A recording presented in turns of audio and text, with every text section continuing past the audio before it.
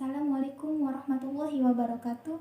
Perkenalkan, nama saya Maesaroh, NIM 1812172 dari kelas PAIB semester 6, akan memaparkan materi pada mata kuliah telaah kurikulum PAI tentang pemetaan kompetensi pada mata pelajaran fikih kelas 8 semester 1. Pada bab 1 ini menjelaskan tentang sujud sahwi, sujud syukur, dan sujud tilawah. Pengertian sujud sahwi, sujud syukur, dan sujud tilawah. Secara bahasa, arti kata sahwi berasal dari kata saha yashu syahwan, yang berarti lupa atau lalai. Sedangkan sujud syukur adalah sujud yang dilakukan karena mendapat nikmat atau karena terhindar dari bahaya atau musibah. Hukum melaksanakannya adalah sunnah. Sujud tilawah adalah sujud yang dilakukan ketika membaca atau mendengar ayat-ayat sajadah. Dalam Al-Quran, sujud tilawah bisa dilaksanakan di dalam sholat maupun di luar sholat. Hukum melaksanakannya adalah sunnah. Selanjutnya yaitu bab 2. Dalam bab 2 ini akan menjelaskan dengan zakat jiwa dan harta menjadi bersih.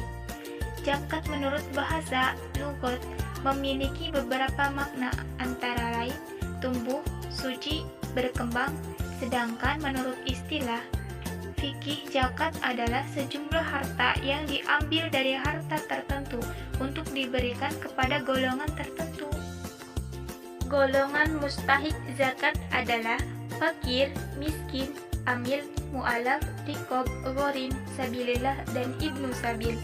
Sedangkan yang tidak boleh menerima zakat adalah orang kaya, keturunan Nabi Muhammad SAW dan keturunannya, orang kafir atau non-muslim, orang yang wajib dinafkahi oleh muzaki dan budak. Ada dua macam zakat. Yang pertama, zakat fitrah. Zakat fitrah adalah sejumlah harta berupa bahan makanan pokok yang wajib dikeluarkan oleh setiap muslim menjelang hari raya Idul Fitri dengan tujuan membersihkan jiwa dengan syarat dan rukun tertentu. Yang kedua adalah zakat mal, yaitu zakat yang dikeluarkan atas harta atau mal yang dimiliki oleh seseorang atau lembaga dengan beberapa syarat dan ketentuan yang berlaku dalam hukum Islam. Yaitu bab 3. Dalam bab 3 ini akan membahas mengenai puasa fardu dan puasa sunnah. Puasa adalah menahan atau mencegah, sedangkan menurut istilah puasa adalah menahan diri dari segala sesuatu yang membatalkan puasa, sejak terbit fajar hingga terbenamnya matahari, disertai niat dan beberapa syarat tertentu. Syarat wajib puasa. Yang pertama, Islam, balik, berakal, sehat, mampu atau kuasa melakukannya dan menetap atau mukmin.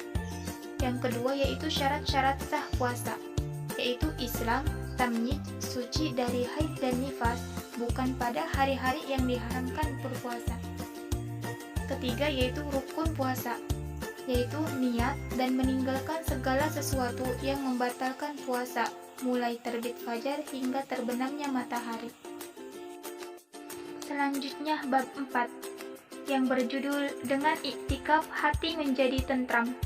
Istilah iktikaf berasal dari bahasa Arab dan merupakan bentuk masdar dari infinitif, dari yang berarti tinggal, menetap, atau berdiam diri di suatu tempat. Sedangkan menurut istilah, iktikaf berdiam diri di dalam masjid untuk beribadah kepada Allah Subhanahu wa Ta'ala yang dilakukan oleh orang tertentu dengan tata cara tertentu. Rukun iktikaf. Yang pertama niat, yang kedua berdiam diri di masjid sekurang-kurangnya selama tumaknina sholat. Yang ketiga yaitu bertempat di masjid mutakafi. Yang keempat yaitu orang yang beriktikaf mutakif. Selanjutnya yaitu syarat iktikaf. Yang pertama yaitu Islam, yang kedua yaitu balik atau mumayyiz, yang ketiga yaitu berakal sehat, yang keempat yaitu suci dari haid dan nifas, yang kelima yaitu suci dari hadas besar janabah. Mungkin hanya itu yang dapat saya sampaikan, kurang dan lebihnya saya mohon maaf. Wassalamualaikum warahmatullahi wabarakatuh.